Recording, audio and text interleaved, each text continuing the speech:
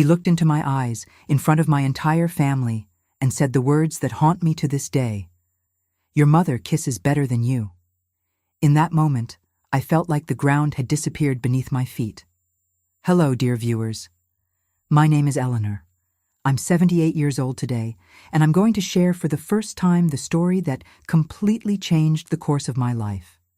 Before I begin, I'd like to ask you watching now to please leave a like on this video, subscribe to the Grandma's Diary channel, and tell me in the comments where you're watching from. This helps me continue sharing my stories with you all. You've become like family to me now. It was 1962.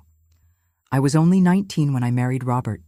I still remember my wedding dress, sewn by my own mother, Clara.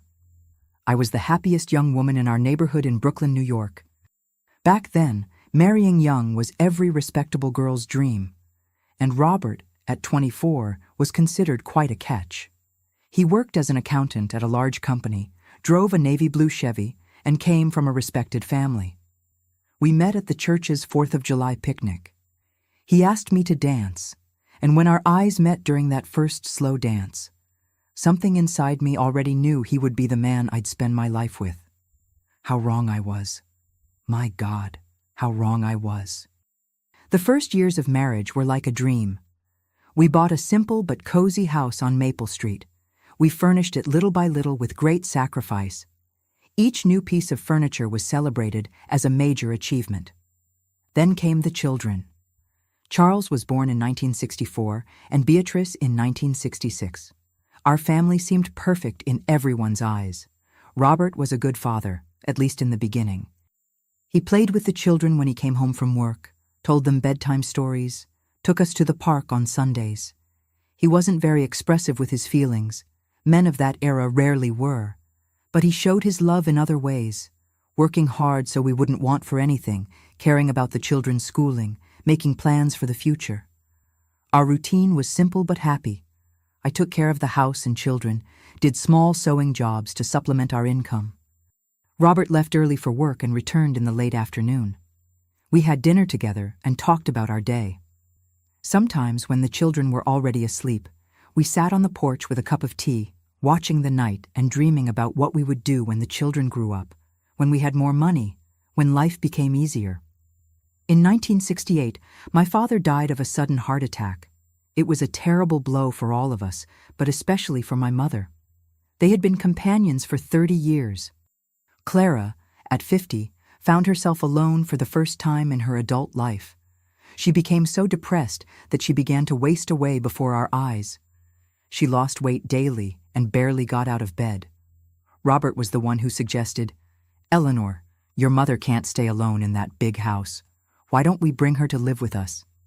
At the time, I thought it was the noblest gesture my husband could have made. Today, I know his intentions were far from noble. We prepared the small back room for my mother. It was small but welcoming, with a window overlooking the backyard where we had a cherry tree. Gradually, she recovered from her depression.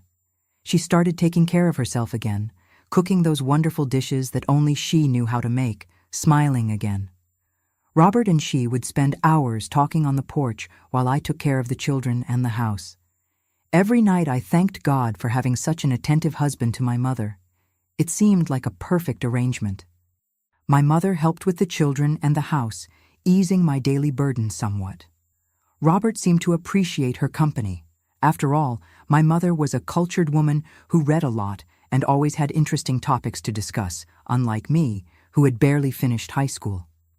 And the children loved having their grandmother around, always with a sweet hidden in her apron pocket, always willing to tell one more story before bedtime. It was in late 1969 that I began to notice small changes. Details that in isolation seemed insignificant, but together formed a disturbing picture. My mother, who had always been modest in her dress, began wearing brighter lipsticks, tighter dresses, and perfumed herself more frequently. Robert, in turn, started coming home earlier from work. He, who used to complain when he had to come back home, now made up excuses not to go out with friends on weekends. I clearly remember one afternoon when I returned early from the grocery store. Entering the kitchen, I saw my mother and Robert talking very closely. When they saw me, They quickly moved apart. My mother nervously dropped a cup. "We were just planning a surprise for your birthday," explained Robert with a smile that didn't reach his eyes. I believed him, of course, or rather, I forced myself to believe. Who would imagine that one's own husband and mother would be capable of such betrayal? It was unthinkable, unimaginable. So I ignored that pang of suspicion, that instinct telling me something was wrong. But other things started happening. Robert, who never cared much about appearances, began dressing better, using more cologne. My mother, who had always been an early riser, started sleeping later, saying she hadn't slept well at night. The two seemed to have private jokes, references I didn't understand. "I'll help your mother organize the old photos," Robert would say. "I'll teach your husband how to fix the radio," my mother would explain. And I, fool that I was, believed, or perhaps deep down, I didn't want to believe the truth that was already unfolding before my eyes. There was one particular episode that made me more suspicious. It was Robert's birthday, and I had planned a small surprise. A chocolate cake, his favorite, and a gift I had saved for months to buy, a new watch. I left the store where I worked part-time earlier, eager to prepare everything before he arrived. When I entered the house, I heard laughter coming from my mother's room. The door was ajar. Robert was sitting on her bed, and my mother was rubbing cream into his hands. "Your hands are so rough," she was saying in a voice she had never used with me. "A man needs to take better care of himself." He smiled, that smile that used to be only mine. "You spoil me too much, Clara." I cleared my throat loudly, announcing my presence. They both turned, surprised. No one mentioned the birthday. That night, when I presented the cake and the gift, Robert seemed embarrassed, as if he had completely forgotten it was his birthday. My mother didn't appear for dinner, claiming she had a headache. That night, I couldn't sleep. Something was wrong. I felt it in the air, in the way they looked at each other when they thought I wasn't paying attention. I started noticing other signs. The hands that touched discreetly when passing the salt during dinner, the whispers that ceased when I entered the room, the excuses to be alone. I worked part-time at a clothing store downtown to help with household expenses. The children were in school. Normally, my mother would pick them up and stay with them until I returned. But I began to notice that on some days it was Robert who appeared to pick them up, saying Clara wasn't feeling well. Over time, my suspicion only grew. I began paying more attention, observing patterns. I noticed that on certain days of the week, my mother always had some commitment outside the house at the same time Robert took time off work. Coincidence? Maybe. But my heart said no. I tried to talk to my best friend Louise about my suspicions. She looked at me as if I had gone crazy. "Your mother and your husband? Eleanor, you're reading too many romance novels. How absurd, woman. Your mother is old enough to be his mother. And she's your mother, for God's sake. Get that crazy idea out of your head." And I tried, I swear I tried. I told myself I was being paranoid, that I was seeing things that didn't exist. After all, what woman suspects her own mother? What wife imagines that her husband would be capable of betraying her with her mother-in-law? But the signs continued. A letter I found by chance, written in my mother's handwriting, unsigned, speaking of forbidden feelings, of secret meetings. A lipstick that wasn't mine in Robert's shirt pocket. The smell of her perfume on him when he returned from a supposed happy hour with work colleagues. In a desperate attempt to prove to myself that I was wrong, I began setting small traps. I would say I was going out, but return minutes later. I'd invent non-existent appointments to see how they would react when they thought they were alone. I even went so far as to ask Louise to call the house at random times to see who would answer and what they would say. With each little test, my suspicions only grew. The two seemed more at ease when I wasn't around. There was an intimacy between them that went beyond the normal relationship between son-in-law and mother-in-law. And as much as I tried to convince myself otherwise, I knew, deep down, that something very wrong was happening right under my roof. One day, I decided to follow my mother when she said she was going to the doctor. Robert, coincidentally, had also taken the afternoon off, claiming fatigue. I watched my mother leave, waited a few minutes, and discreetly followed her. To my surprise, she didn't go to the doctor's office downtown as she had said. Instead, she took a bus to a distant neighborhood, got off in front of a small motel, and went in. I stayed across the street, my heart beating so hard I thought I might faint. 20 minutes later, I saw Robert arriving, looking around as if afraid of being recognized and entering the same motel. I returned home dazed, my legs weak, my mind a whirlwind. There was no more denying what was happening. The betrayal I had feared so much, which seemed so absurd, so unthinkable, was real. My own husband and my own mother were having an affair. That night, when the two returned, separately of course, with a few hours' difference, I acted normally. I served dinner, chatted about trivialities, put the children to bed, but inside me, something had changed forever. The naive and trusting Eleanor had died that day. In her place was born a woman who would never be made a fool of again. But I still didn't have concrete proof, just strong suspicions and some evidence. Part of me still wanted to believe I was wrong, that there was an innocent explanation for all of this, and the other part, the one that already knew the truth, wanted incontestable proof before confronting them. Proof that no one could deny or explain away. On a rainy Friday in March 1970, the store owner needed to close early because of a leak in the roof. I returned home around 3 in the afternoon, soaked and irritated with the downpour that had ruined my only good pair of shoes. The house seemed empty when I entered. I called for my mother, for Robert, but no one answered. I found it strange, since his car was in the garage. I went to my mother's room, empty. I climbed the stairs toward our bedroom, mine and Robert's. The door was ajar. Even before reaching the top of the stairs, I heard those sounds that a woman recognizes. Muffled giggles, whispers, the unmistakable creaking of our bed. What would happen next would change my life forever. Now, let's continue from where we left off. That rainy Friday that changed everything.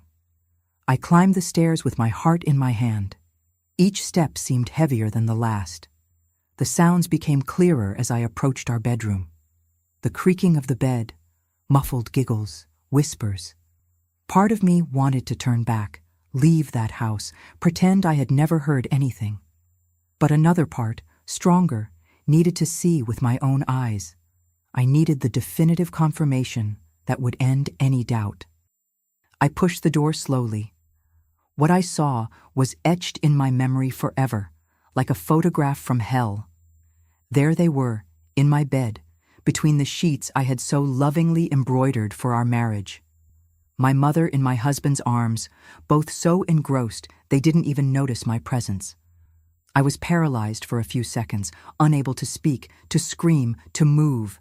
An icy sensation ran through my body from head to toe.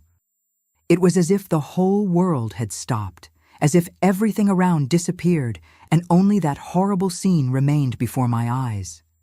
I don't know how long I stood there watching. It could have been a second or an eternity. Then, slowly, without making a sound, I closed the door and went down the stairs. I didn't scream, I didn't cry. A strange calm came over me. A calm that came from shock, from disbelief, from the feeling that this couldn't be real, that I must be having a terrible nightmare from which I would soon awake. I grabbed my purse and left the house. The rain continued to fall, strong and cold, soaking my clothes, my hair, my soul. I walked down the street with no direction, not feeling the water running down my face. I couldn't tell if they were tears or raindrops, probably both. I walked for hours, traversing streets I knew well, but which now seemed strange, different, as if I had entered a parallel world where nothing made sense anymore. How could my own mother do this to me? The woman who gave me life, who should protect me, love me unconditionally. And Robert, the man to whom I had given everything, my youth, my body, my trust, my children. When I finally returned home, it was already night. I was soaked, trembling, physically and emotionally exhausted. They were in the living room as if nothing had happened. Robert reading the newspaper, my mother knitting, The children were already asleep. "Where were you? You're soaked," asked Robert with false concern. "I went for a walk," I answered in a voice that didn't seem like mine. "In all this rain? You'll catch pneumonia, dear," said my mother, getting up to fetch a towel. Their hypocrisy made me nauseous. "I'm fine," I cut her off, heading to the bathroom. "I'll take a hot shower." I locked myself in the bathroom and finally alone let the tears come.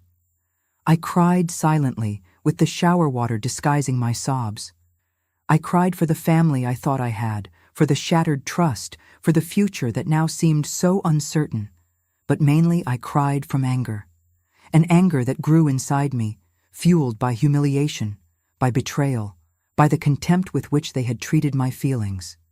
That night, lying next to Robert, I pretended to sleep while planning each step of what I would do next. I would not be impulsive. I would not give them the pleasure of seeing me crumble. I would be calculating, cold, patient. I would wait for the perfect moment to expose the truth, to make them pay for what they had done. For 3 long months, I kept my secret. I continued preparing breakfast for them, washing and ironing their clothes, smiling when necessary. Meanwhile, I observed, kept evidence, the letters I found hidden in a shoebox in my mother's closet, the entries in her diary that I read secretly when she went out, the motel receipts I found in the pocket of Robert's suit. I began hiding money in a cookie tin at the back of the kitchen cabinet. I knew the time would come when I would need it. I asked for overtime at the store. I started doing sewing work at home. Every penny was saved with the same care with which I had once kept my hopes and dreams.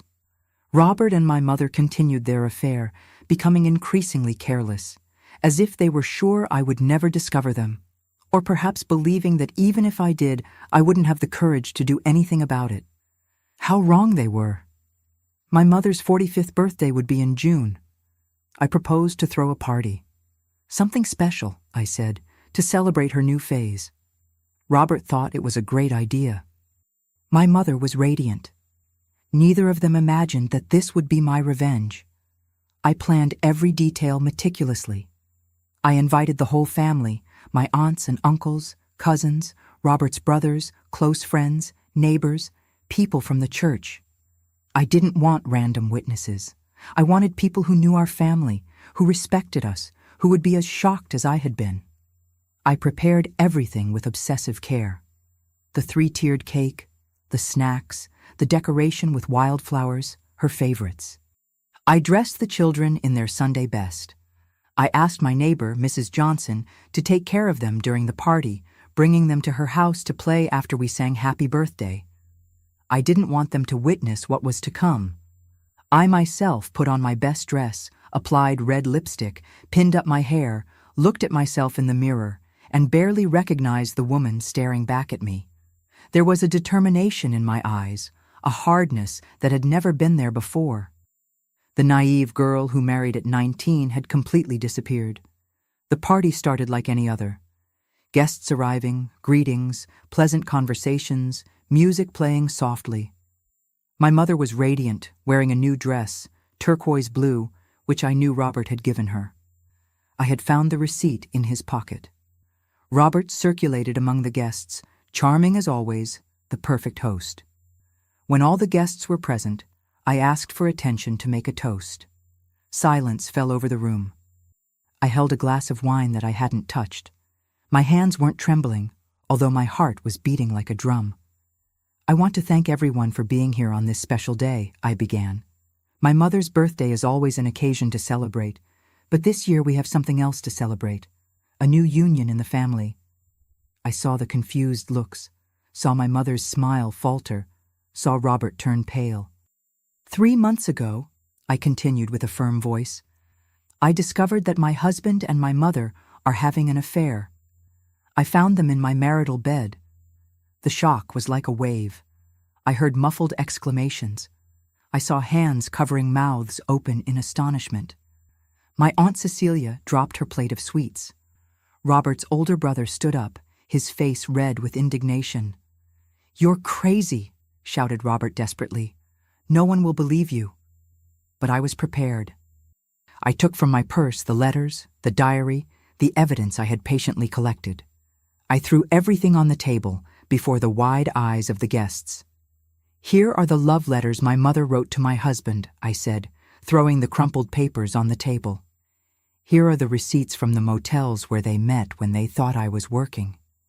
My mother began to cry, a hysterical cry, begging for forgiveness. "Eleanor, dear, it's not what it seems. We didn't want to hurt you." "Don't call me dear," I cut her off coldly. "A mother doesn't do what you did." Robert, seeing himself cornered, opted for attack. His face contorted with rage came in my direction, pointing his finger in my face. "So what? What are you going to do? Do you think you can survive without me? Who will want a used woman with 2 children to raise? You are nothing without me, Eleanor. Nothing." That's when he shouted that phrase, those cruel words I never forgot. "Your mother kisses better than you. She's always been better than you at everything." The entire room froze. A deathly silence fell over all those present. Then, as if a dam had broken, chaos ensued. My Uncle Joseph, my late father's brother, rose like an enraged bull and punched Robert in the face. "You bastard! My brother entrusted his daughter to you!" My cousins grabbed Robert before he could react and dragged him outside, throwing him into the street like the trash he was. I could hear his shouts from outside, empty threats, curses. My mother, humiliated before everyone, ran to her room. Minutes later, she came out with a small suitcase and left our house forever. She didn't say goodbye, didn't look back. I learned years later that she went to live with a distant cousin in Portland. We never spoke again. The guests started leaving, embarrassed, murmuring words of support, or simply avoiding my gaze. Some stayed longer, offering practical help. My Aunt Cecilia offered to stay a few days to help with the children. My cousin Anthony said he would talk to a lawyer friend about divorce, something rare and scandalous at that time, but necessary. By late afternoon, the house was almost empty. I went to get the children from Mrs. Johnson's house. They were oblivious to everything, happy to have played all afternoon. The contrast between their innocence and the horror of what had happened made my heart ache. How would I explain to them that their father and grandmother had gone away? How could I protect them from the truth without lying? That night, as I put Charles and Beatrice to bed, Charles, with his 6 years and the wisdom that only children have, asked, "Mommy, where did Daddy go?" "He needed to leave, my son," I replied, swallowing tears. "Will he come back?" "I don't know, dear, but don't worry. Mommy is here and will never leave you." It was a promise I kept with all my strength in the difficult years that followed. That night was the longest of my life. Alone in the bed I had once shared with Robert, I cried until I had no more tears. I cried for lost love, for destroyed trust, for the shattered family, but mostly I cried for myself, for the woman I had been and would never be again. When the sun rose, I got up determined. The crying was over. Now it was time to act, to rebuild, to survive. I looked at the clock, 6 a.m. The children were still sleeping. I sat at the kitchen table and began making calculations, plans, lists. We had savings, very little. Robert controlled the finances with an iron fist. I had only what I had hidden in the cookie tin, perhaps enough for a month of basic expenses. Work. I had my part-time job at the store, but the salary would barely cover the rent. I would need something more, overtime, perhaps a second job. The rented house with the contract in Robert's name. I didn't know if I could keep it on my own, nor if I wanted to continue there with so many bad memories. The children would need to change schools probably. The current one was too expensive for my new budget. How would I explain to them? How would I protect them from the malicious comments that would inevitably come? The morning advanced, and with it grew my determination. It wouldn't be easy. None of this would be easy. But I would survive, for myself, for my children, for the woman I could still become. 3 days after the party, Robert showed up at the house. He was sober, presentable, with an expression that tried to appear repentant. He asked to talk. Reluctantly, I let him in. "Eleanor, I made a terrible mistake," he began, sitting on the edge of the sofa, his restless hands on his knees. "I don't know what came over me. Your mother, she seduced me, manipulated me. She was vulnerable after your father died and—" "Stop," I interrupted, my voice calm but firm. "I don't want to hear your excuses. I don't want to hear you blame my mother as if you were an innocent victim. You're a grown man, Robert. You made your choices. But we can start over," he insisted, a tone of desperation in his voice. "For the kids, they need their father. They need a father who respects them, who respects their mother. You are not that man." He changed tactics, his true nature beginning to show. "You'll never make it alone, Eleanor. You don't have money, you don't have education, you don't have family to support you. In a month, you'll be begging me to come back." "I'd rather starve under a bridge than live one more day with you," I replied, surprising myself with the firmness in my voice. He got up angrily. "You'll regret this. I'll take everything from you, the house, the children, everything. I have lawyer friends, I have money." "What do you have?" "I have dignity," I replied simply. "Something you would never understand." After he left, slamming the door hard, I felt a mixture of fear and relief. Fear of what lay ahead, of the threats he might carry out. Relief at finally being free of that failed marriage, of that lie we were living. The following weeks were a whirlwind. Robert fulfilled some of his threats. He completely cut off the money, took the car, emptied our joint bank account, but other empty promises proved to be just bluffs. He didn't fight for custody of the children. In fact, he seemed relieved not to have to deal with them. He didn't show up with expensive lawyers. It seems his financial situation wasn't as solid as he boasted. I had to make difficult decisions, one after another. We moved to a smaller apartment in a more distant neighborhood where the rent fit my tight budget. I transferred the children to a public school, which surprisingly turned out to be a blessing in disguise, as they found loyal friends and dedicated teachers there. I started sewing at home, in addition to my work at the store. Small repairs at first, then simple dresses, school uniforms, whatever came up. I worked late into the night after the children were asleep. I woke up before sunrise to prepare breakfast, get the children ready, organize the house. They were exhausting days, short nights, constant worries, but there were also moments of unexpected joy. Charles learning to ride a bike without training wheels, Beatrice reciting her first poem at school. The neighbors who gradually became a support network, bringing a cake, offering to stay with the children when I needed to work late.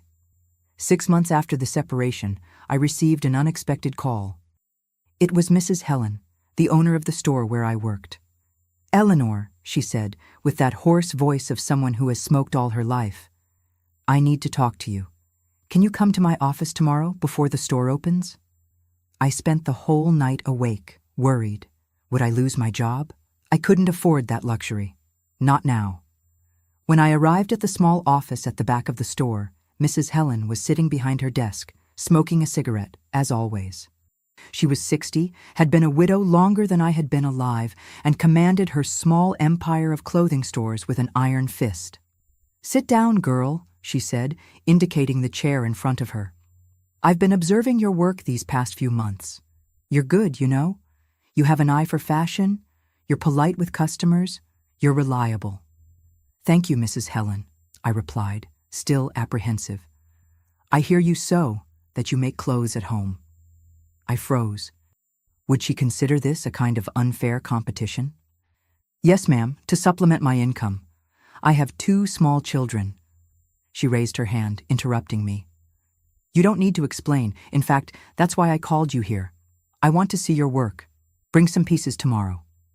The next day, I took 3 dresses I had recently made. Simple but well finished, with details that made them special.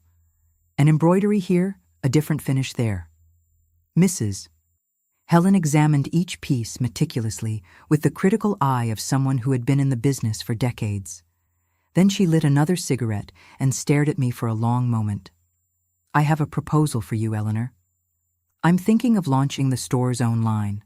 Nothing too ambitious at first, just a few exclusive pieces. I'd like you to design and sew the models." I was speechless, my heart racing. It was an opportunity I had never imagined. "I don't know what to say, Mrs. Helen. I don't have training in design. I never—" "Training?" she interrupted with a hoarse laugh.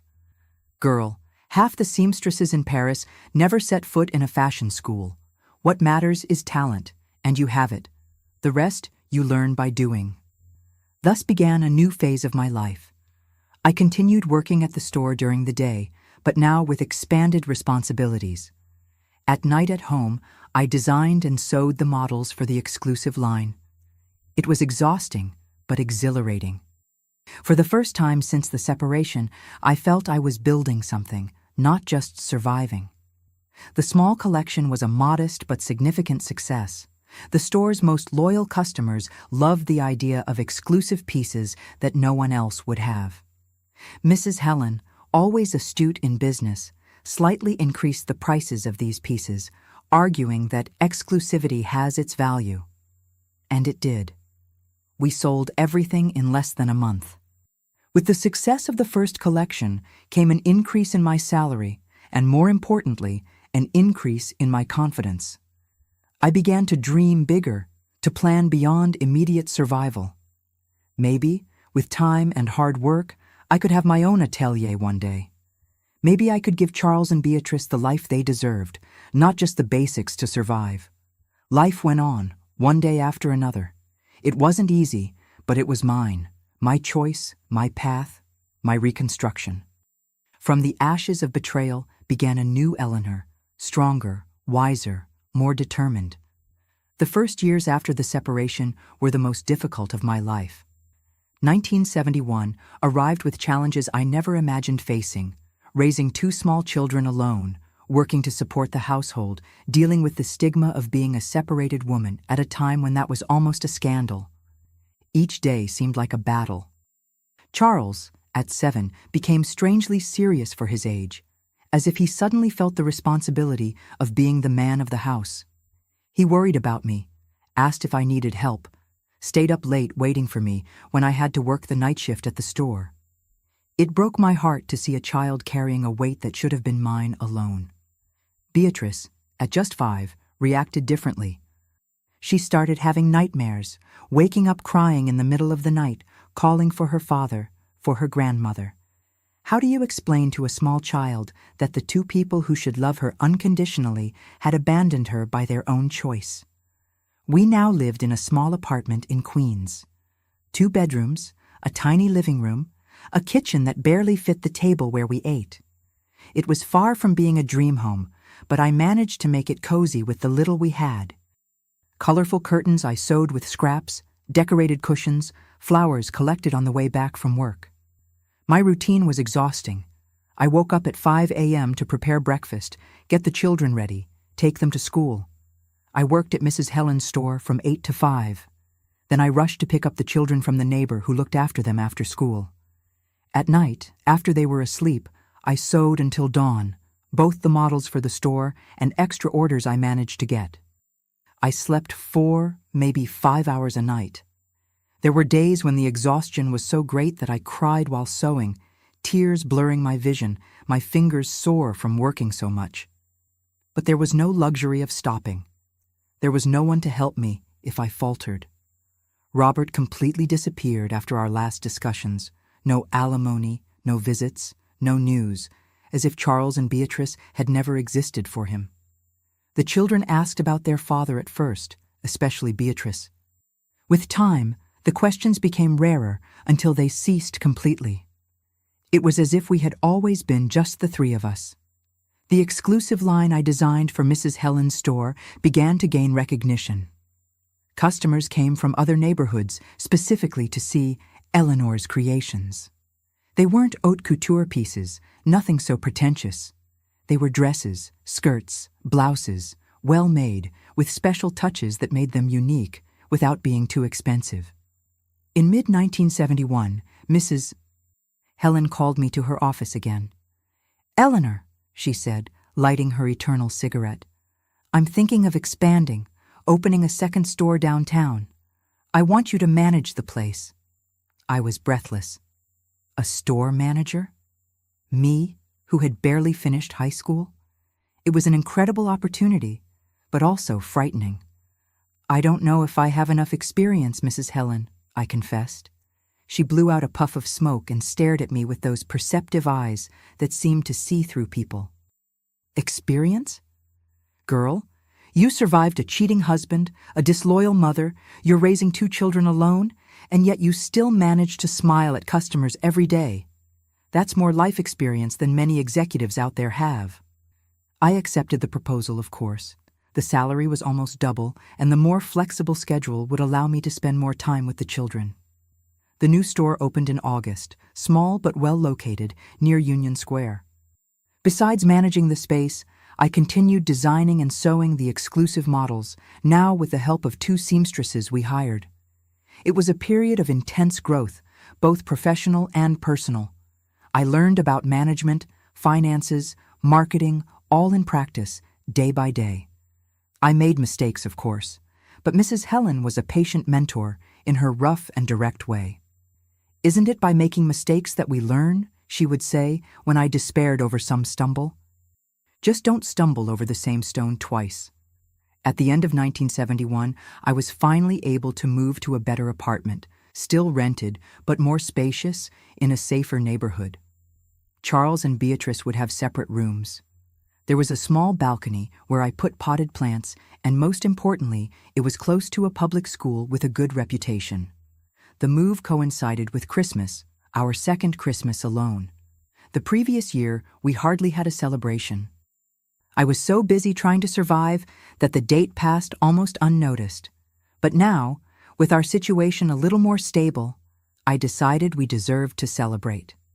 I saved for months to buy simple but meaningful gifts for the children.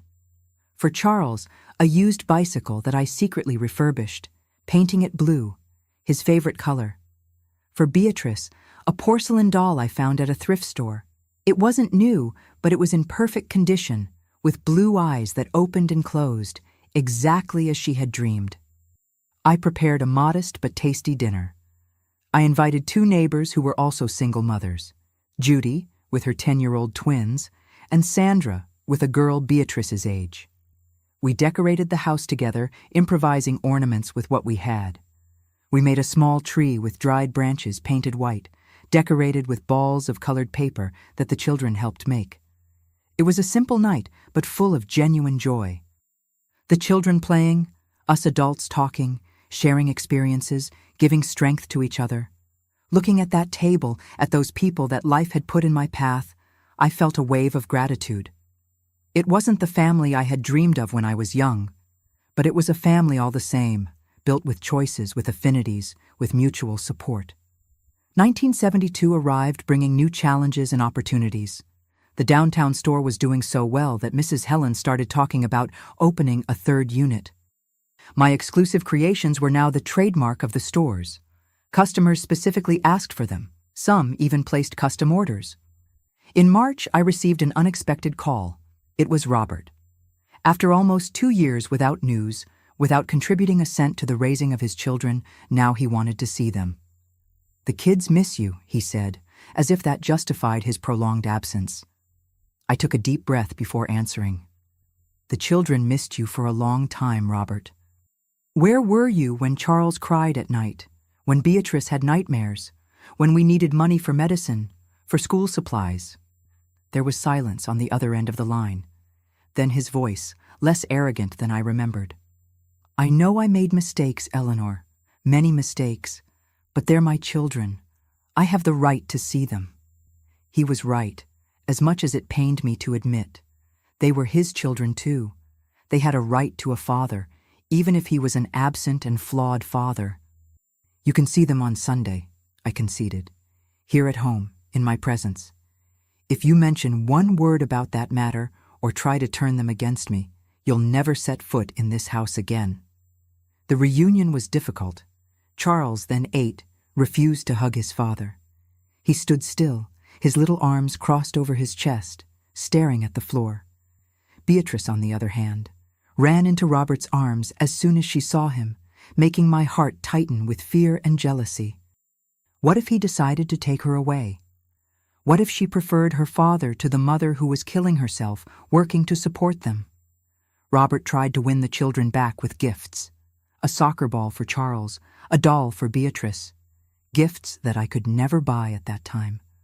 I saw in his eyes a mixture of regret and manipulation. He wasn't there just for the children. He was testing the waters, seeing if there was a chance to come back home now that his life had crumbled. "Eleanor," he said when the children went to play in the yard, "I made the worst mistake of my life. Your mother, she seduced me, bewitched me. I wasn't in my right mind." I looked at that man whom I had once loved with all the strength of my being and felt nothing, no hatred, no love, no hurt, just a great emptiness. "Robert," I replied calmly, "you can visit your children on Sundays. You can even help with their expenses if you want to be a decent father. But between us two, it's over. There's no going back." He tried to argue, beg, threaten. He said I would never manage to raise the children alone, that no decent man would accept me as a wife after the scandal, that I needed him. I stood firm. When he finally left, I closed the door and leaned my back against it, exhausted. It was the first battle of many that would still come. Robert's Sunday visits became an irregular routine. Sometimes he appeared 3 weeks in a row, then disappeared for months. He never contributed financially, always with excuses. He was unemployed, he had debts, he needed the money to rent a decent room so he could eventually receive the children there, something that never happened. Meanwhile, my small dressmaking business grew little by little. In September 1972, I managed to rent a tiny commercial space on Madison Avenue. It was no longer just me sewing at the kitchen table after the children were asleep.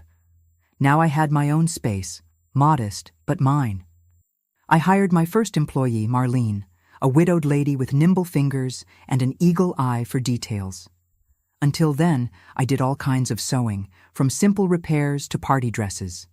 But with Marlene, I could concentrate on what I really liked. Creating, designing clothes became my passion and my therapy. While imagining new models, new cuts, new details, I managed to momentarily forget all the difficulties, all the wounds still open. I remember working late after Marlene left. The children did homework at the small table at the back of the store, ate snacks I prepared in the morning.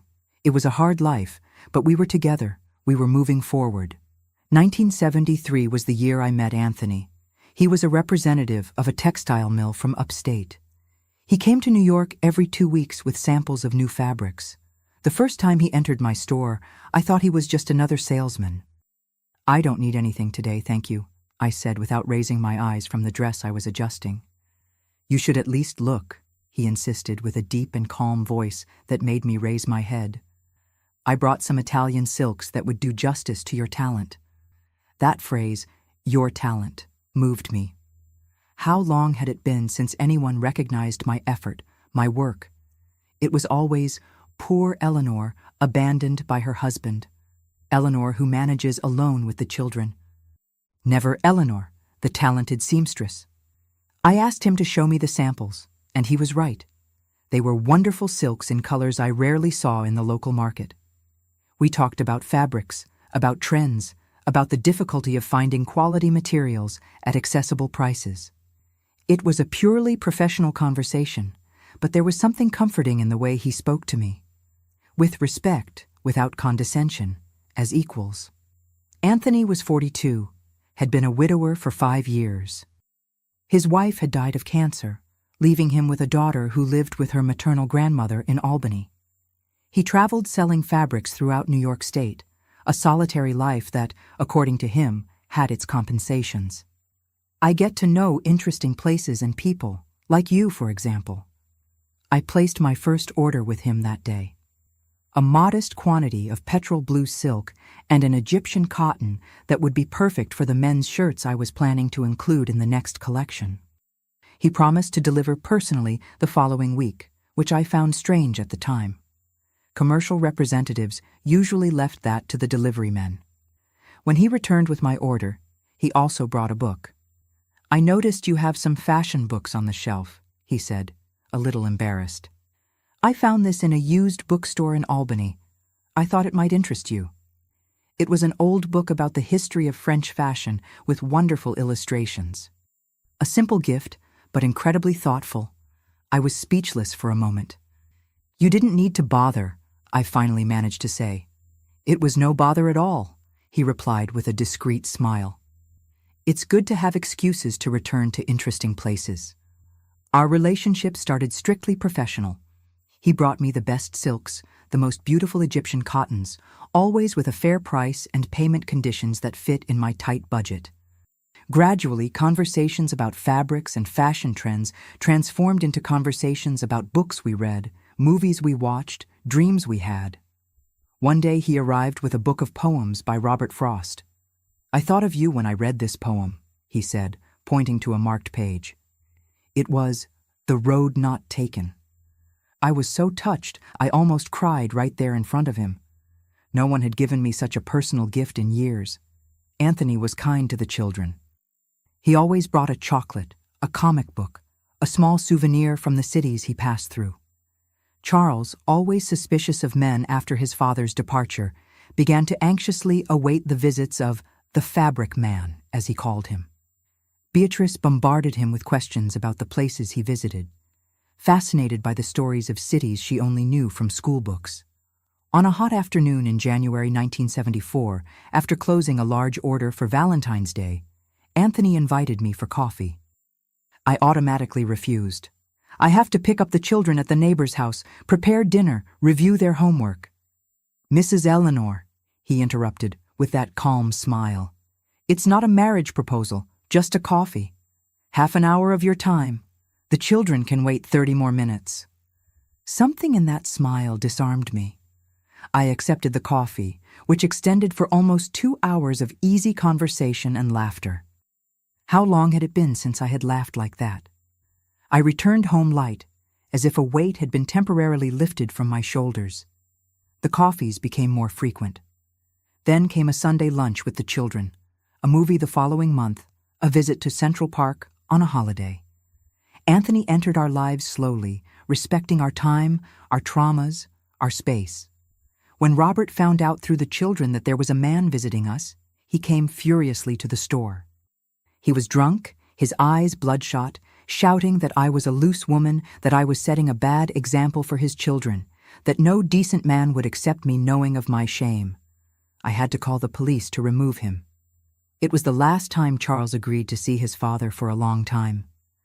After this episode, Anthony was even more careful. I don't want to cause problems for you and the children, he said. We can go slower or stop if you prefer. I've been too slow all my life, I replied, always doing what others expected of me. Now I want to follow my heart for the first time. At the end of 1974, Anthony asked me to be his girlfriend formally. It wasn't in a fancy restaurant, nor with flowers or expensive gifts. It was in my own living room after the children had gone to bed. We were listening to a Frank Sinatra record, drinking cheap but nice wine, when he held my hands. Eleanor, I'm not a rich or extraordinary man. I'm just a fabric salesman with a teenage daughter and a simple life to offer. But if you accept me, I promise never to hurt you, never to betray your trust, and to love your children as if they were my own. I hesitated, not because I didn't feel the same, but out of fear. The fear of trusting again, of getting hurt, of seeing my children suffer another loss. What if it doesn't work? I asked, my voice almost a whisper. Then we'll have tried, he replied simply. But I think it will work, Eleanor. You know why? Because you're no longer that 19-year-old girl who got married thinking that love was a fairy tale. And I'm not an immature young man who confuses passion with true love. We've lived. We've suffered. We already know what truly matters. And so, 4 years after the greatest betrayal of my life, I allowed myself to believe in love again. Not a blind, idealized love, like what I felt for Robert in my youth, but a mature, realistic love, built on foundations of mutual respect, honesty, and conscious choice. Anthony asked to speak with the children the next day, a Saturday. Charles was then 10, Beatrice 8. He called them to the kitchen table as if it were a business meeting. Serious, formal, respectful. "I'm asking your permission to date your mother," he said. "This means I'll be more present in your lives. I want you to know that I'm not trying to replace your father. He will always be your father. I'm just asking for a place in your family if you'll accept me." Charles, with the precocious maturity that life had imposed on him, asked the question that burned in his chest. "Will you make my mother cry like my father did?" Anthony extended his hand to him in a man-to-man gesture. "If I ever make her cry from sadness, you have my permission to punch me, young man." Beatrice, always more emotional, asked, "Do you really like Mom, or are you just pretending?" "I like her so much that sometimes it hurts in here," Anthony replied, pointing to his chest. "It's a different kind of pain, a good pain that comes when you truly love someone." The children exchanged glances, having one of those silent conversations that only siblings can have. Then Charles nodded. "Fine," he said seriously. "You can date our mother, but if you make her suffer, I know—" "A well-placed punch," Anthony smiled. "I know." That's how we started our story, not with fireworks or grand declarations, but with honesty, respect, and feet firmly planted in reality. Anthony wasn't a knight in shining armor coming to save me. I had already saved myself. He was a companion to walk by my side, making the road a little less lonely, a little more joyful. Our dating with Anthony advanced with the same calm and firmness that characterized that man. No rushing, no impulses. Each step was thought out, always considering the impact on the children. He understood that he wasn't just winning a woman, he was gaining the trust of a family fragile from deep trauma. In mid-1975, Anthony surprised me with a proposal. His daughter, Marianne, then 16, was unhappy living with her grandmother in Albany. The lady was getting old, having difficulties keeping up with a teenager. "I'm thinking of bringing her to New York," he said during one of our quiet dinners after the children were asleep. "Renting a bigger apartment where we can live together." That proposal caught me off guard. It was a big step, not just dating, but sharing a home, uniting our families. I was afraid. What if the children didn't adapt? What if Marianne rejected me? What if we ended up repeating past mistakes? "I need to think," I replied honestly. "It's not just my decision. I need to talk to Charles and Beatrice." Anthony respected my time, didn't pressure, didn't insist, just said, "When you're ready, if you're ready, I'll be here." I talked with the children that same night after dinner. Charles, always more cautious, asked if this meant Anthony would be his new father. "No one will replace your biological father," I explained. "But we can have different types of family, different people who love us and care for us." Beatrice was more excited about the idea of having an older sister. She already imagined Marianne teaching her how to put on makeup, lending clothes, sharing secrets. She had that idealization that only children can have. After a week of conversations, prayers, and reflections, I accepted Anthony's proposal with one condition. We would take it slow. First, Marianne would visit us for a few weekends, so everyone could get to know each other better. If all went well, then we would think about the next step. I remember the first meeting between Marianne and my children. She was a pretty teenager, with long brown hair and dark eyes like her father's, but she carried on her face a seriousness that didn't match her youth. In the first few minutes, she remained silent, observing everything with suspicion. Beatrice, eager to make friends, talked nonstop, showing her toys, her school books. Charles kept his distance, studying the situation. During lunch, Marianne finally spoke. "My father said you lost your husband." I choked on the rice. I didn't expect such a direct approach. "Not exactly," I replied after catching my breath. "We separated. He took a different path. My mother died," she said with that brutal teenage honesty. "I'd prefer she had gone away by choice. At least she would still be alive somewhere." That phrase hit me like a punch. For the first time, I was able to see beyond my own pain. I realized there were different types of loss, different types of absence. Mine was marked by betrayal, hers by fatality. Both painful, both definitive in their own way. "I'm sorry about your mother," I said, holding her hand across the table. "She must have been an extraordinary woman to have such a strong daughter as you." I saw her eyes water, but she quickly disguised it, grabbing her soda glass.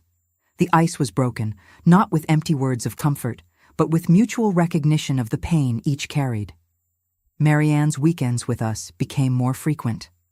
Gradually, she opened up, bringing life and laughter to our house. She was intelligent, studious, dreamed of being a doctor, something almost unthinkable for a young woman at that time. Anthony encouraged her against the opinion of his late wife's family, who thought she should settle for being a primary school teacher, or, better yet, find a good marriage. In December 1975, we made the decision. We would live together. There was no formal marriage proposal, at least not at that moment. It was a practical arrangement, a larger apartment near my store, where the children would have more space and Marianne could finish high school at a better school in New York. We moved in early 1976. The apartment wasn't luxurious, but it had 3 bedrooms, one for us, one for the boys, and another for the girls. I remember the first night there. After the children were asleep, Anthony and I sat looking at the city lights. "Are we doing the right thing?" I asked insecurely. "We're doing the best we can," he replied, always practical. "There's no guarantee of happiness, Eleanor. There's only the certainty that we're trying with all our hearts." Living together brought challenges we didn't anticipate. Marianne and Charles had strong personalities, both territorial in their own way. They argued over the bathroom in the morning, fought about the volume of the music, quarreled over control of the television. Beatrice oscillated between idolizing Marianne and feeling jealous when the attention wasn't on her. And there were practical matters. Who would pay for what? How would we divide household chores? Who would have the final word in the education of each child? There were no manuals for families like ours, formed from pieces, glued together with hope and goodwill. But there were also moments of pure joy. Friday nights, when we made popcorn and watched a movie together. Sundays in the park, playing ball, or just talking about the week that had passed. The small traditions we created, pancakes for Sunday breakfast, thank you notes on the dinner table on Fridays, each person writing something positive that happened during the week. In March 1976, I discovered I was pregnant. We hadn't planned it. At 33, I thought my childbearing phase had passed. The news caught me by surprise, a mixture of joy and apprehension. How would the other children react? How would I manage the store with a baby? And if things didn't work out with Anthony, would I be alone again, now with 3 children? When I told Anthony, he was silent for a moment, then smiled in that calm way that was his alone. "Looks like we'll need a bigger apartment." It wasn't exactly a romantic declaration, but at that moment it was exactly what I needed to hear. The practicality, the acceptance, the willingness to move forward whatever the challenges might be. Telling the children was more complicated. Charles, then 12, was visibly disturbed. "You're not even married," he exclaimed, red with indignation. Beatrice was excited about the idea of a baby to care for, like a real doll. Marianne, surprisingly, was the most mature of all.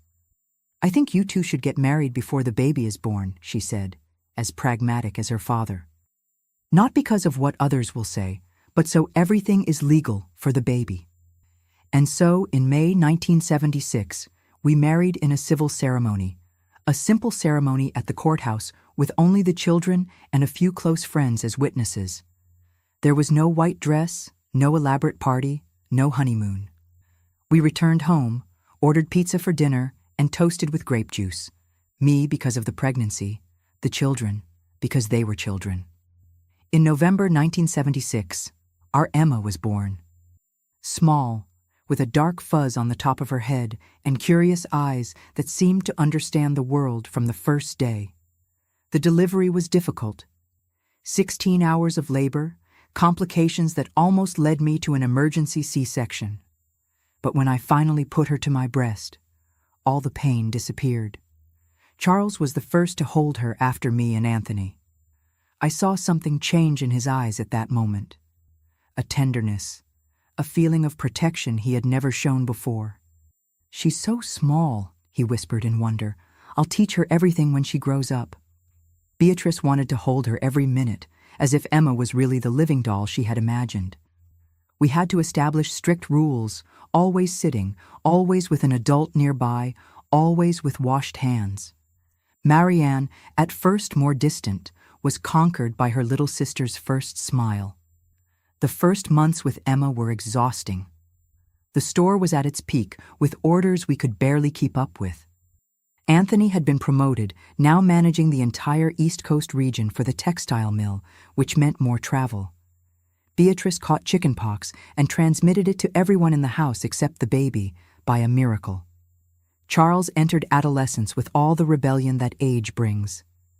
There were days when I wondered if we would make it, if it hadn't been madness to try to create this patched family with its different needs, histories, and wounds, if we weren't all destined to repeat the mistakes of our parents, despite the best intentions. It was during this turbulent period, in February 1981, that I received a call that would change many things. It was a nurse from Memorial Hospital. "Are you a relative of Clara Matthews?" My heart froze. It was my mother's name. "I'm her daughter," I replied, my voice trembling. "Your mother was admitted yesterday with severe pneumonia. She asked us to call you." I hadn't spoken to my mother in over 10 years. After that fateful day, she had completely disappeared from my life. I learned, from distant relatives, that she was living in Portland with a cousin. She never tried to contact me, never asked to see her grandchildren, never showed remorse. Or at least that's what I thought. "She's very ill," continued the nurse. "The doctors don't think she'll hold on for much longer." I hung up the phone in a state of shock. All the pain, the anger, the humiliation of that day came back like a wave, suffocating me. Why would she seek me out now? What could she want after so long? Part of me wanted to ignore the call, let her pass without the comfort of forgiveness she didn't deserve.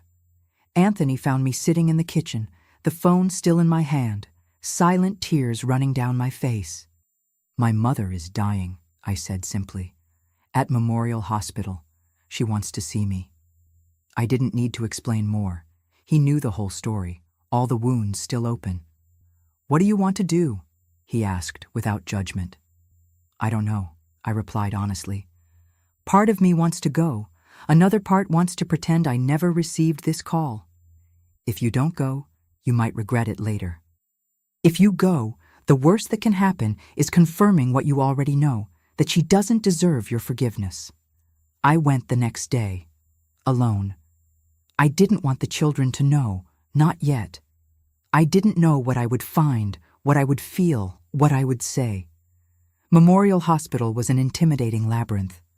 I followed the directions to the pneumology ward, my heart beating harder and harder. When I finally reached room 305, I hesitated at the door, took a deep breath, nervously adjusted my hair, and entered. The woman in the bed looked nothing like the mother I knew. Thin to the bones, yellowish skin, her hair, once always impeccably dyed brown, now completely white and sparse. An oxygen tube in her nose, various tubes and wires connected to machines that beeped. For a moment, I thought I had entered the wrong room. Then she opened her eyes, those green eyes I had inherited, and I knew it was her. "Eleanor," she whispered, her voice almost inaudible. "You came?" I stood by the door, unable to approach. "What do you want, Mother?" I asked, colder than I intended. She made a weak gesture with her hand, calling me closer. Reluctantly, I took a few steps to the edge of the bed. The smell of illness and medications was suffocating. "Forgiveness," she said simply, her eyes watering.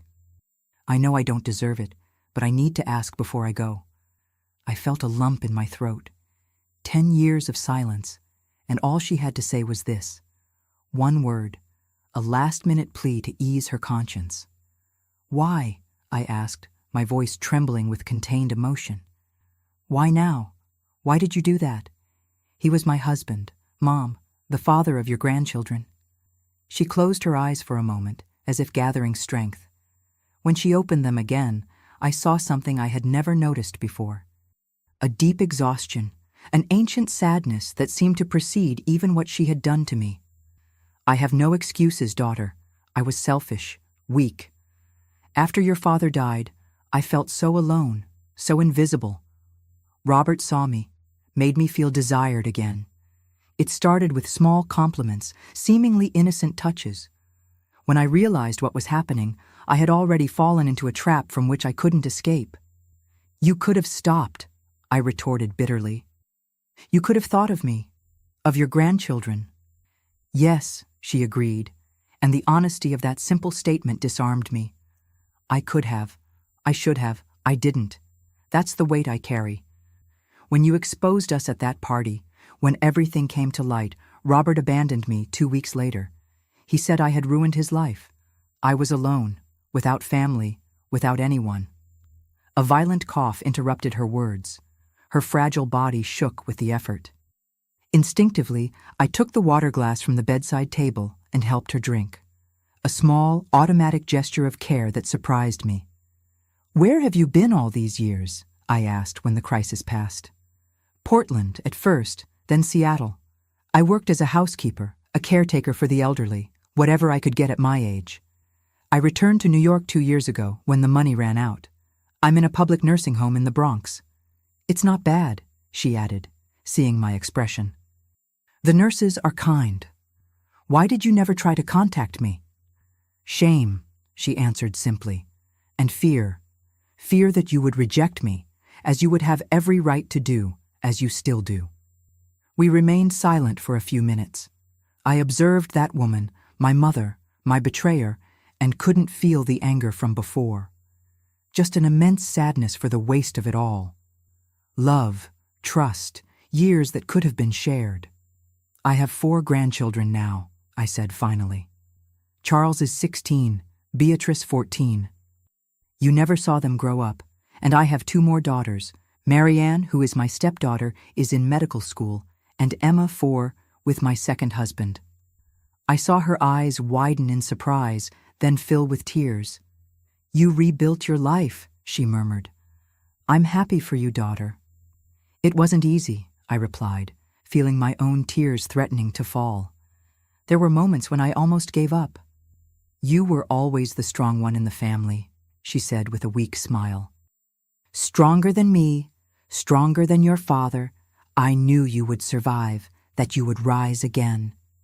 We talked for another hour. I told her about the children, about Anthony, about the dressmaking business. She listened to everything with an almost hungry attention, as if trying to memorize every detail to take with her. She didn't mention Robert again, nor did she try to justify herself further. She just listened, thanked, occasionally asked a question. When I said goodbye, I promised to return the next day. I didn't know if I would be able to forgive her completely. Not yet, perhaps never. But something had changed inside me. The wound, once inflamed and painful, now seemed to finally begin to heal. My mother passed away 3 days later, during the night. I wasn't there. I had gone home to take a shower and rest a bit, planning to return in the morning. The nurse said she passed peacefully in her sleep. I organized a simple funeral. To my surprise, Charles insisted on going with me. She was my grandmother, he said with that maturity that always impressed me, even if I didn't know her. Beatrice preferred to stay home with Emma. Marianne offered to accompany me as well, but I gently refused. That moment was just for me, and for the thin thread of reconciliation I had begun to weave with my mother in her last days. At the cemetery, as the coffin descended into the earth, Charles held my hand tightly. "Do you regret going to see her?" he asked in a low voice. "No," I replied honestly. "I haven't forgiven her completely, but I'm at peace for having tried, for having allowed her to pass, knowing that I no longer carry hatred in my heart." Back to routine, I realized that something had changed inside me. A lightness I didn't expect, as if a weight I had carried for so long had finally been lifted. It wasn't complete forgiveness. Some wounds are too deep to heal completely, but it was a beginning, A few weeks after the funeral, Robert appeared at our door. He was older, more worn, his hair almost completely gray. He carried an envelope in his hand. "I heard about your mother," he said without preamble. "I'm sorry." I didn't respond. What was there to say? "My marriage ended," he continued. "Martha left me, took everything, even the house." A petty part inside me felt satisfaction, karma perhaps, but another part, the one that had begun to learn about forgiveness with my mother, felt only weariness. So much suffering, so many lives ruined or at least harmed. For what? "What do you want, Robert?" I asked directly. "I brought this," he replied, extending the envelope. "It's money, not much, but it's all I managed to save for the children." "They're not children anymore," I interrupted. "Charles is 16, finishing high school, already working with me at the factory during vacations. Beatrice is 14, a teenager now. Dreams of being a teacher. They barely remember you." He lowered his head, the envelope still extended. "I know I ruined everything, Eleanor. I'm not asking to return to their lives or yours. I just wanted to do something right at least once." I looked at that man, my first love, my greatest disappointment, and felt a confused mixture of emotions. Not love, not anymore, not hatred, not anymore. Just a kind of weary compassion. "Keep your money," I said finally. "If you want to do something for your children, start by being present. Not every day, not like before. That's past. But maybe one Sunday a month, a card on their birthday. Small gestures that show you care, that they weren't forgotten." He nodded, putting away the envelope. "I can try," he said. And there was a humility in his voice I had never heard before. "I'll ask them if they want to see you," I said. "The decision is theirs now, not mine."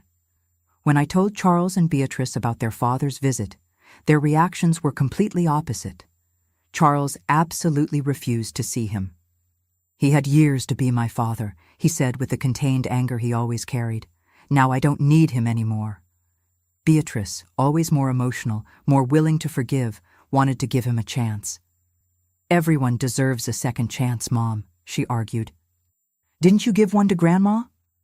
That comment caught me by surprise. I didn't know she was aware of the reconciliation with my mother. Children perceive much more than we imagine. Robert began visiting Beatrice occasionally. At first, they were awkward, embarrassing encounters, two people who were connected by blood, but strangers in everything else. With time, they developed a fragile, limited, but real relationship. He never became the father he should have been, but at least he was there in some form.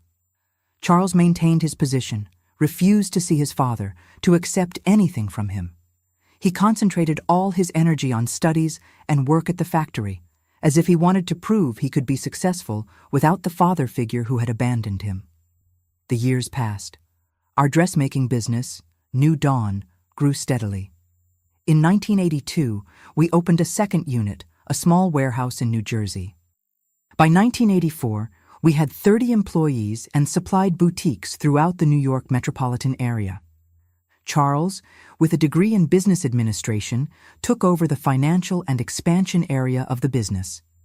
Beatrice followed the path of education, became a teacher, and taught at a public school in Queens.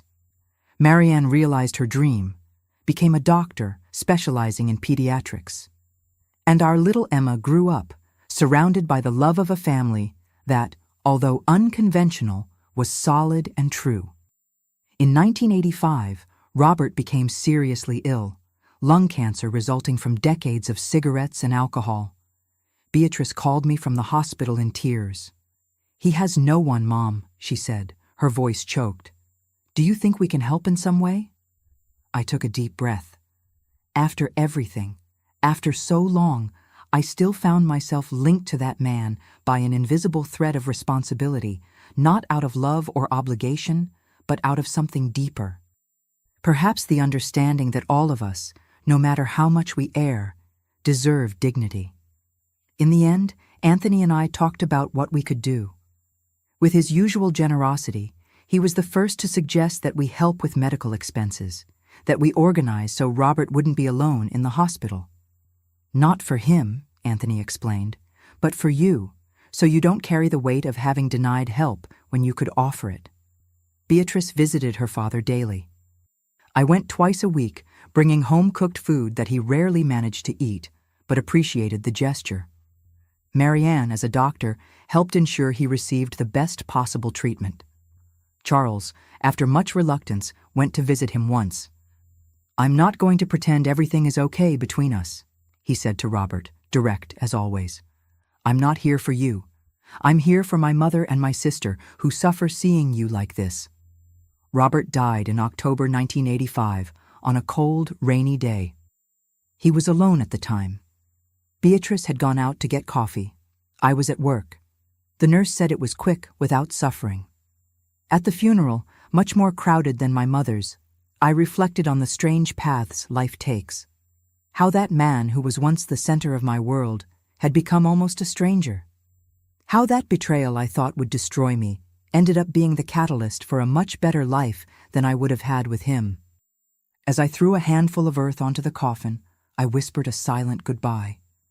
Not to the Robert who betrayed me, but to the young man I fell in love with at 19, to the father of my 2 older children, to the person who, despite all his mistakes, had been an important part of my story. Beside me, Anthony held my hand firmly. His eyes, always so calm and wise, met mine. We didn't need words. He understood, as he always had, the complex meanderings of the human heart. Back home, with the family gathered for a quiet dinner, I looked around the table. Charles, now a grown man, serious and responsible. Beatrice, with her sensitivity and compassion. Marianne, brilliant and determined. Emma, growing up surrounded by love and stability that her older siblings didn't have. And Anthony, my safe harbor, my journey companion. I felt a wave of gratitude so intense it almost choked me. Not for the pain, not for the betrayals, not for the losses, but for what came after, for the strength I discovered in myself, for the bonds we created, not out of obligation or blood, but through daily choice, through conscious love. That night, after everyone had gone to sleep, I sat on the balcony with Anthony, as we had so many times before. The city sparkled in the distance, thousands of lights in the darkness. "I'm at peace," I said, realizing the truth in it the moment the words left my mouth. "I didn't think it would be possible, but I am." He smiled, that calm smile that had been my anchor for so many years. "Forgiveness isn't for others, Eleanor," he said softly. "It's a gift we give ourselves." And he was right, as he almost always was. Forgiveness, to my mother, to Robert, perhaps even to myself for all the times I doubted, almost gave up, didn't erase the past, didn't make the scars disappear, but it allowed me to look ahead, to fully live the present, to build the future without the constant weight of hurt and resentment.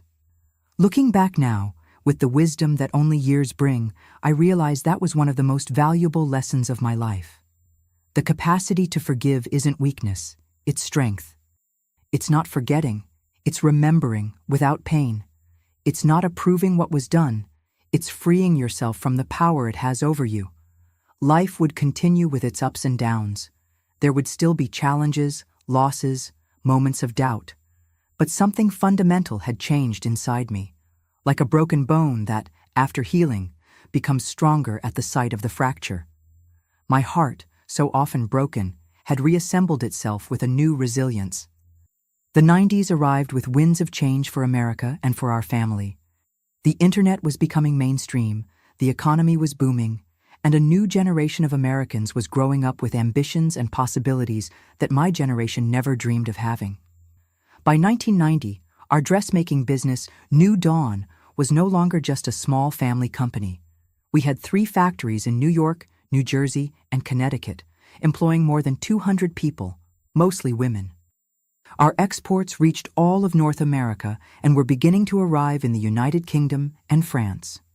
Our network of our own stores had 7 units in the main malls of New York City. Looking back at that young widow of 27, with 2 small children and a single Singer sewing machine, I could hardly believe the journey we had traveled.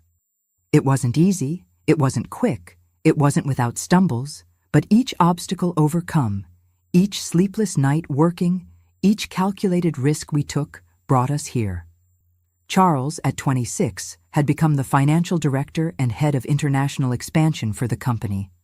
He graduated in business administration from NYU, specialized in foreign trade, and brought to the business a modern vision that complemented my practical experience. Tall like his father, but with my green eyes, he had become a serious, determined man, respected in the market. He married young at 24 to Ana Lucia, an economist he met in college. In 1988, they gave me my first grandson, Peter, followed by Ryan in 1990. The first time I held Peter in my arms, an emotion different from anything I had ever felt flooded me. It wasn't just the love of a mother that I knew well. It was something broader, more encompassing, the sensation of continuity, that life followed its cycle despite all the pain, all the losses. That baby, with curious eyes that reminded me of the grandfather he would never know, represented the promise that our story would continue far beyond ourselves. Beatrice followed a completely different path, as I always knew she would. She graduated in literature from Columbia University. She became a teacher at a public school in Queens, where she lived. At 24, she met Louis, an idealistic architect who worked with affordable housing. They married in a simple ceremony in the backyard of the house they were renovating together. In 1992, Maria Claire was born, my first granddaughter, who from the cradle showed the same dreamy spirit as her mother. Marianne completed medical school with honors in 1985, specialized in pediatrics, and opened a community clinic in the South Bronx. She married a fellow doctor, Paul, and they opted not to have biological children. Instead, they adopted two siblings, John and Carla, who had lost their parents in an accident. Anthony cried on the day of the adoption, moved to see his daughter follow such a generous path. Our Emma, the youngest, grew up in an already established family, surrounded by love and stability that her older siblings didn't have in their early years. Communicative, outgoing, passionate about arts and fashion from an early age, she always showed interest in the family business, but from a creative perspective. At 14, in 1990, she was already designing models that impressed our professional stylists. Anthony and I celebrated 15 years together in 1991. He had retired from the textile mill the previous year after 35 years of service and now dedicated himself to small pleasures, cultivating a garden in the house we bought in Connecticut, cooking elaborate dishes on weekends, playing with the grandchildren, reading all the books he didn't have time to read during his professional life. Our routine had found a tranquil rhythm after so many years of struggle and sacrifice. I still went to the company every day, but no longer involved myself in daily operations. My role now was more of a mentor, a guardian of the vision and values that had built New Dawn. The day-to-day decisions were left to Charles and the team of managers we had formed over the years. In 1995, with the stability of the American economy, we decided to take a bold step, opening a concept store on Fifth Avenue, presenting more sophisticated collections signed by Emma, who at 19 already demonstrated extraordinary talent for fashion design. The inauguration was an event that brought together the press, loyal customers, and even some celebrities. Seeing the New Dawn name in the spotlight, seeing my youngest daughter's creations admired by everyone, filled my heart with a pride that barely fit in my chest. That night, after all the guests had left, I stayed alone in the store for a few minutes. I walked among the elegant mannequins, touched the fine fabrics, observed the careful details of each piece.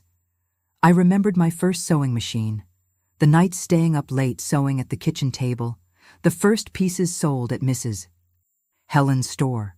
How much had changed, and yet the essence remained the same, creating beauty from the simple, transforming dreams into tangible reality.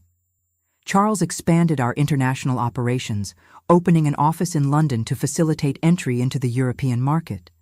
Beatrice, besides teaching, began writing children's books in her spare time. Small stories about different families, about new beginnings, about courage that were successful in schools where they were adopted. One of them, The Patched Family, clearly inspired by our own story, won an important Children's Literature Award. In 1998, New Dawn was nominated as one of the most innovative companies in the American textile sector by the American Textile Industry Association. I received the award in a glamorous ceremony in New York, wearing, of course, an exclusive creation by Emma.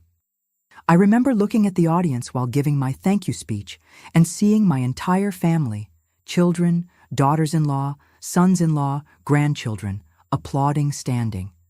Anthony, always discreet, smiled with that silent pride that was his alone. "This award," I said into the microphone, my voice choked with emotion, "is not just mine. It belongs to every woman who stood by my side when I started with a single sewing machine in a small room. It belongs to every customer who trusted our quality when we were just an unknown name. It belongs to my family who believed in my dreams even when they seemed impossible." At the party after the award, a young journalist asked me what had been the secret to my success. I thought for a moment before answering. "There is no secret," I said finally. "There is hard work, persistence, and the ability to transform difficulties into opportunities.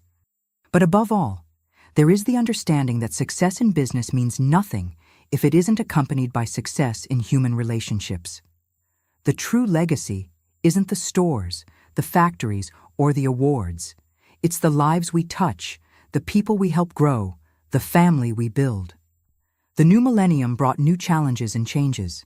In 2001, at 58, I decided it was time to pass the baton.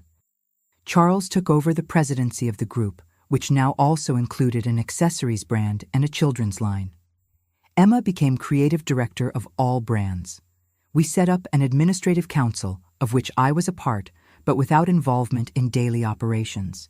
It was a carefully planned transition, without trauma or power disputes, as we so often see in family businesses. I had prepared my children not just to manage a business, but to work together, respecting each other's strengths and weaknesses. With free time, Anthony and I began to travel, something we always postponed during the years of building the company and raising the children. We visited Paris, Rome, Barcelona. We spent an entire month traveling through small towns in the Italian countryside, seeking his family's roots. We visited Anthony's children from his first marriage in California, meeting grandchildren we had only seen in photographs until then.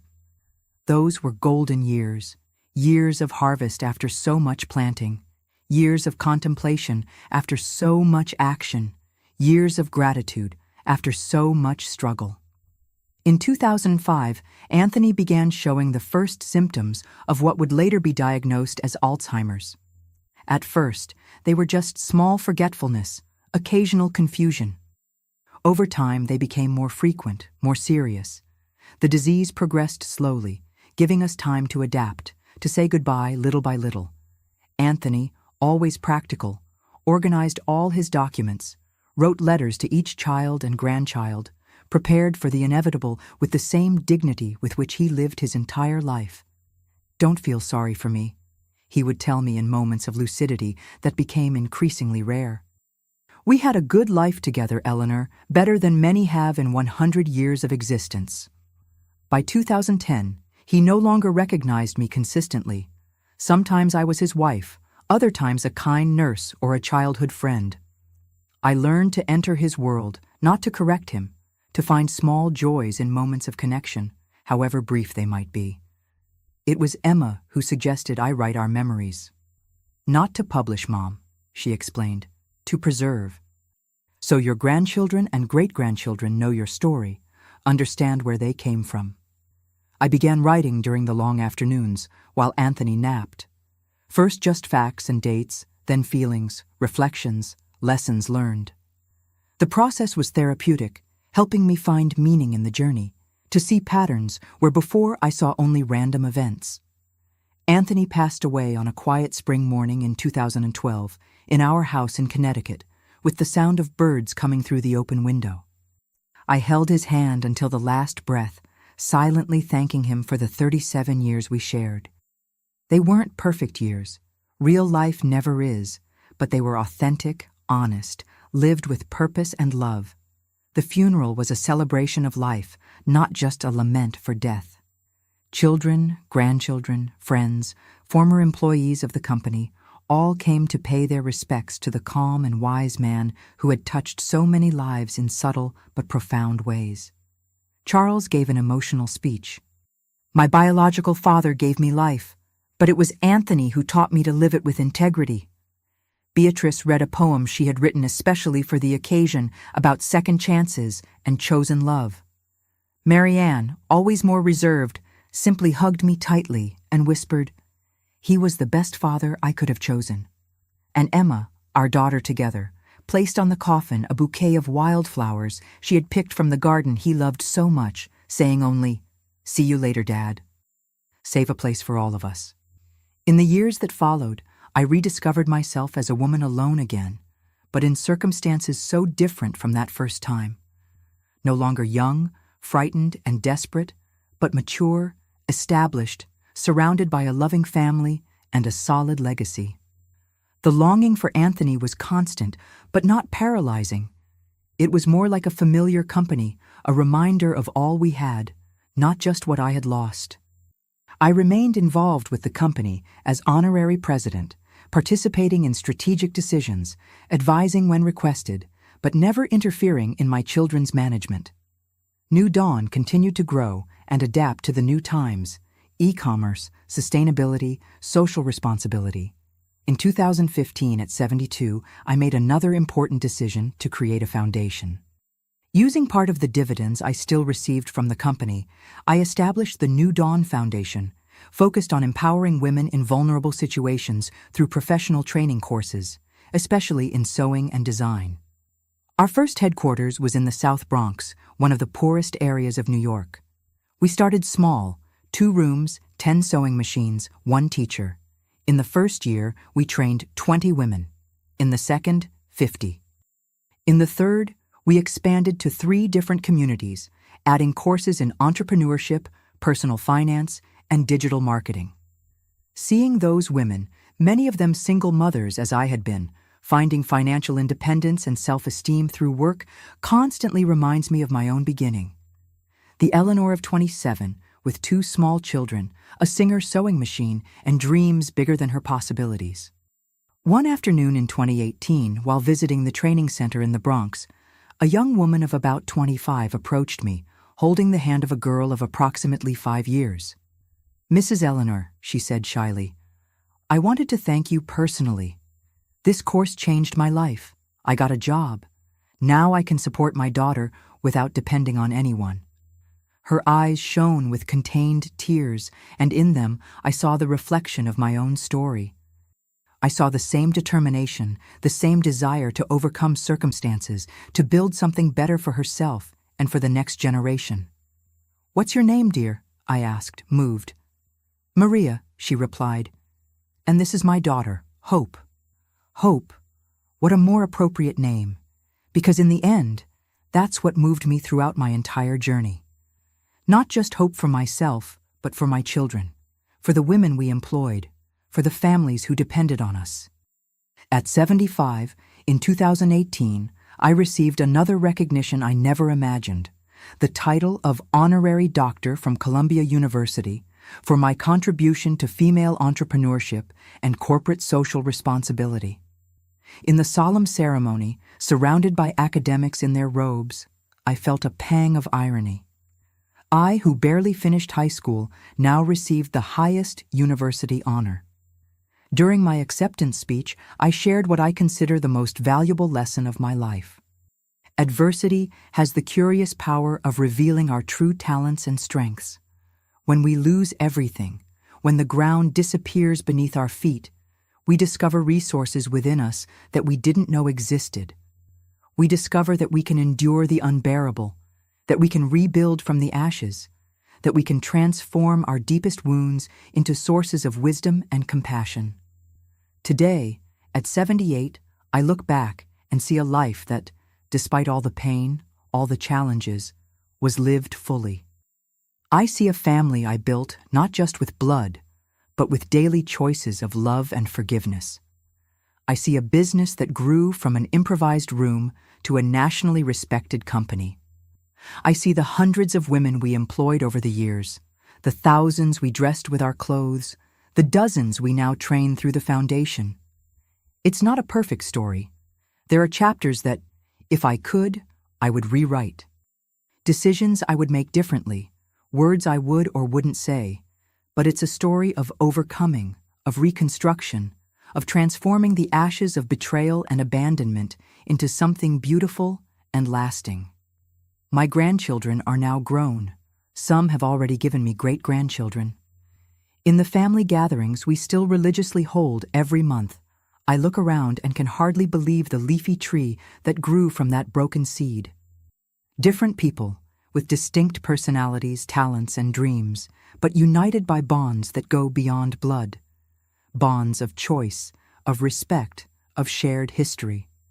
Sometimes, in the quietest moments, I think of Robert and my mother, not with anger or resentment, but with a kind of serene understanding that only time can bring. They too are part of this story, in their way. Their choices, however painful they may have been, ended up putting me on the path that brought me here. When my granddaughters ask me what the secret to a happy life is, I always answer, "My child, it's understanding that after the strongest storm, the sun always shines again. It's knowing that our worth isn't defined by who hurt us, but by how we choose to move forward. It's having the courage to forgive, not for who hurt us, but for our own peace. And above all, it's realizing that family isn't just who shares our blood, but who shares our journey, who chooses to stay when it would be easier to leave. This is my story, a story of falls and new beginnings, of wounds and scars, of losses and gains. A story that began with the cruelest words I've ever heard. Your mother kisses better than you. But that didn't end there, that refused to end there, that continued, page after page, chapter after chapter, until transforming into something I can now look at with peace in my heart and say, it was worth it. Every tear, every sleepless night, every moment of doubt and fear. It was worth it because it brought me here, to this moment, to this person I've become. And if there's one lesson I would like to leave for all who hear my story, it's this. Don't allow the worst thing that happened to you to become the definition of who you are. Use it, yes, as fertilizer to grow, to move forward, but never as a permanent identity, because we are all much more than our wounds. We are the beauty we create from them. My dears, we've reached the end of this journey I've shared with you. I thank each one of you from the bottom of my heart for accompanying me, for being moved with me, for reflecting on your own life through mine. If this story touched you in some way, please leave your like, share it with someone who might need to hear a story of overcoming, and subscribe to the Grandma's Diary channel for more life stories. Each shared experience is a bridge that connects us, that reminds us we're not alone in our struggles and joys. Until next time, God willing. A tight hug from this grandma who already considers you part of the family.